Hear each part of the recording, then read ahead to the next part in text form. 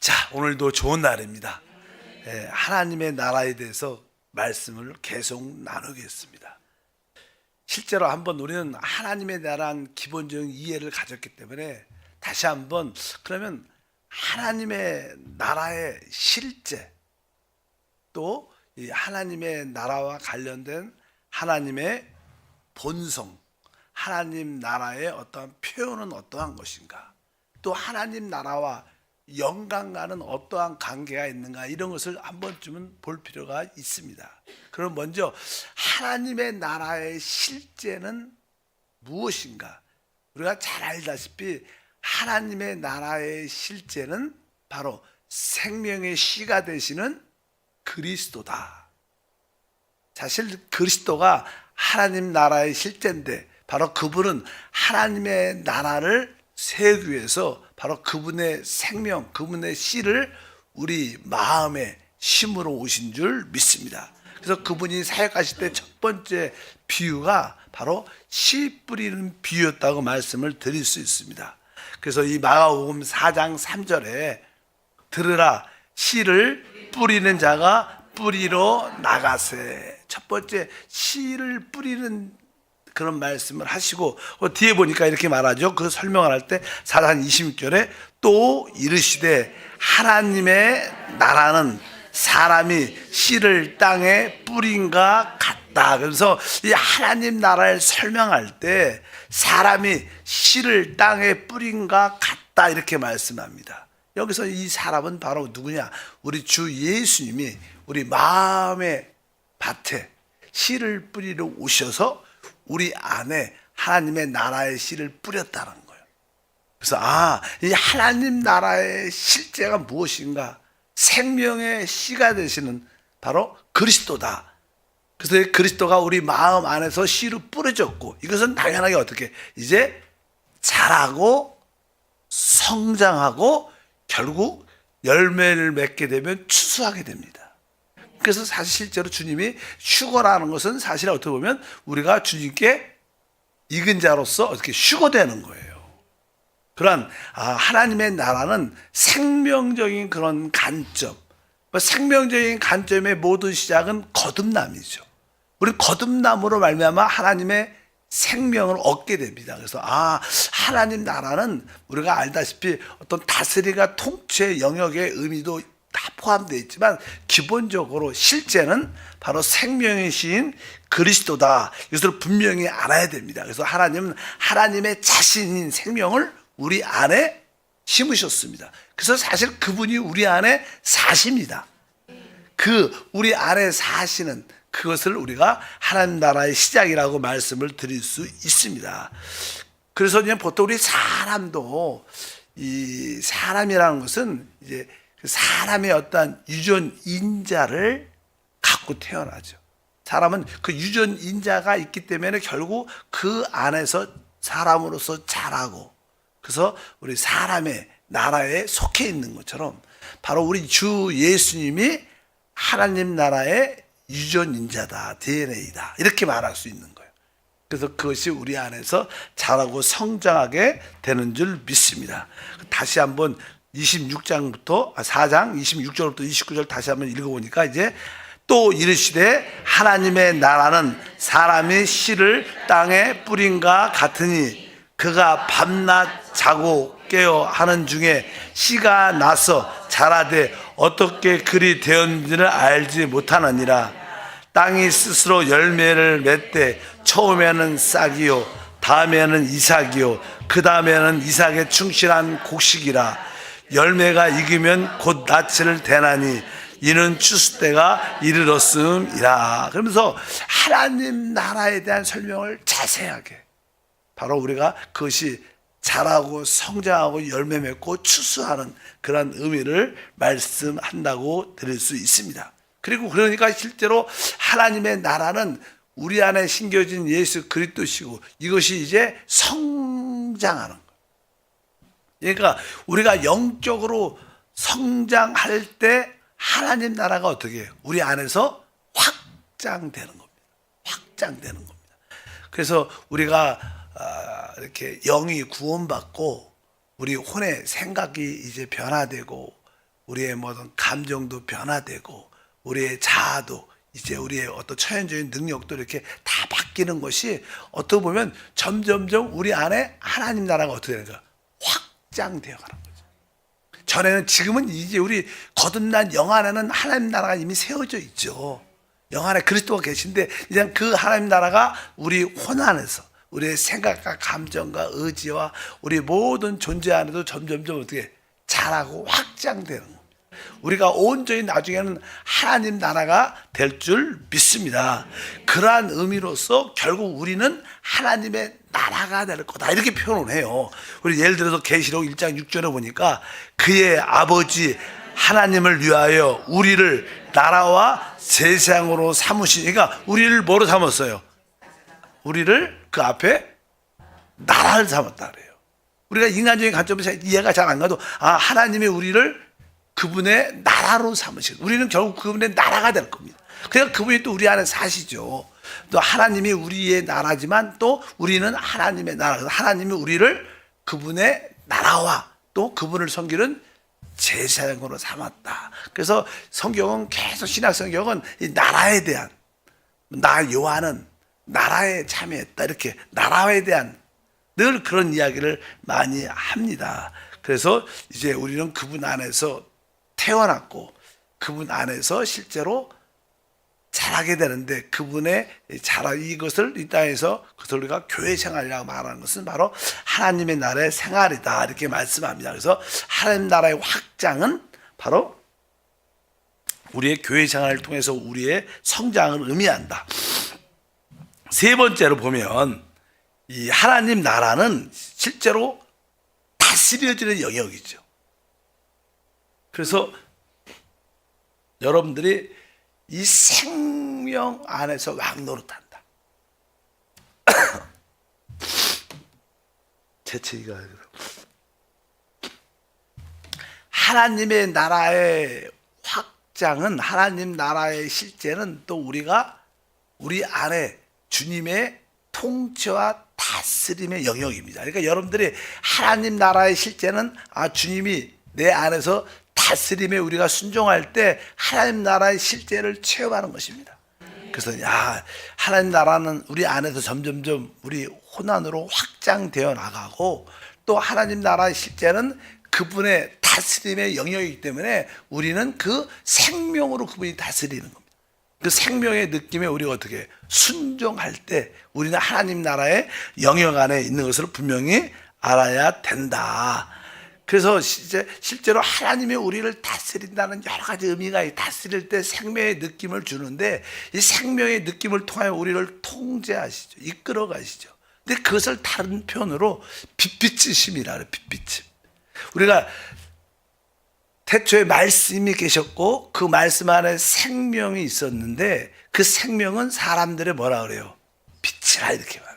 그러니까 우리가 하나님의 생명의 통제는 생명의 빛비침을 통해서 우리가 다스림 안에 있게 됩니다. 그래서 우리가 빛비침을 받는 것은 우리가 그분의 다스림, 하나님 나라 안에 속해 있다는 것입니다. 여러분들이 빛비침은 깨달음이죠.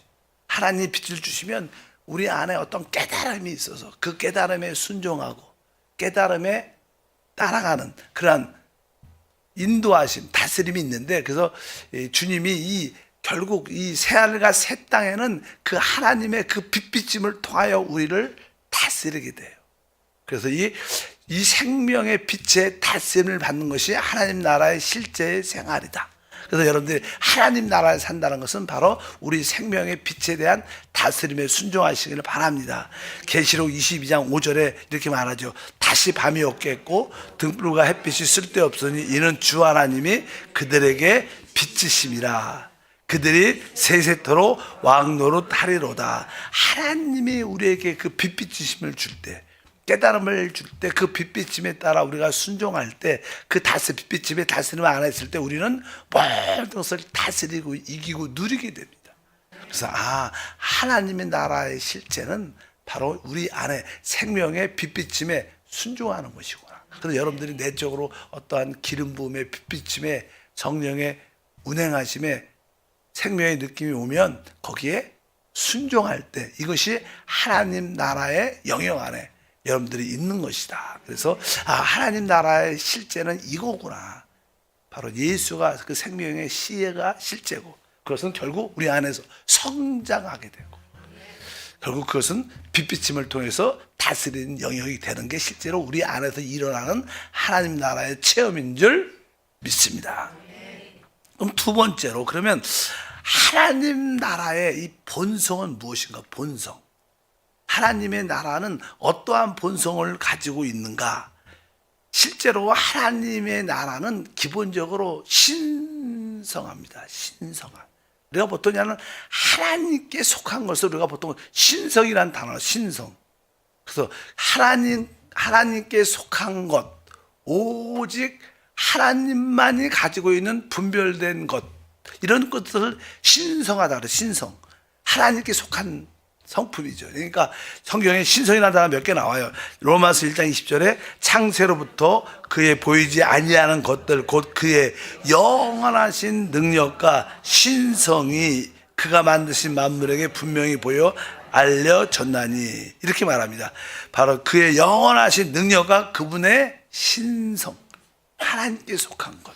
또 그런 말씀이 베드로후서 1장 4절에 이로써 그 보배롭고 지극히 큰 약속을 우리에게 주사 이 약속으로 말미암아 너희가 정욕 때문에 세상에서 썩어질 것을 피하여 신성한 성품에 참여하는 자가 되게 하려 하셨느니라. 여기에 신성하다 이런 단어를 쓰죠. 하나님에 속했다는 신성, 하나님께 속한. 그러니까 우리 하나님 나라는 신성한 겁니다.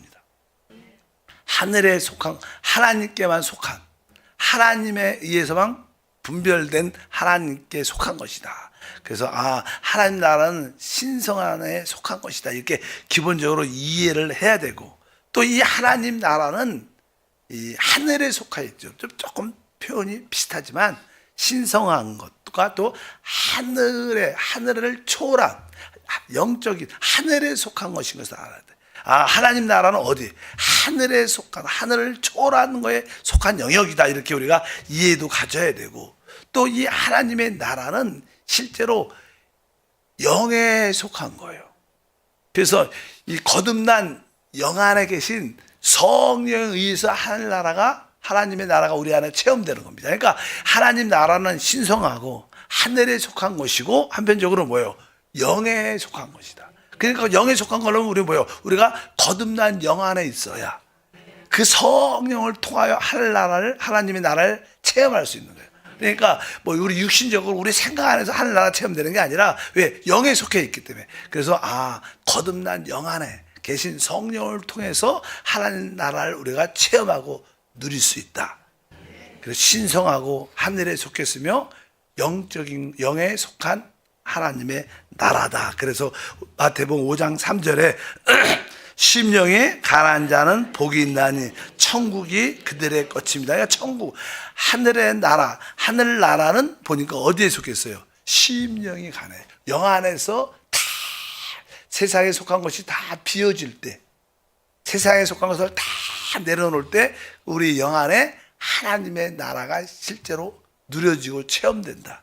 그래서 여기에 보니까 심령, 천국은 바로 영에 속한 것이다. 또 한편적으로 로마서 14장 17절에 하나님의 나라는 먹는 것과 마시는 것이 아니요 오직 성령 안에 있는 의와 평강과 실학이다. 그러니까 오직 하나님 나라는 성령 안에서, 그러니까 하나님 나라는 영에 속한, 성령에 속한 그 성령이 우리를 거듭나게 했기 때문에 하나님 나라는 영에 속한 것이다.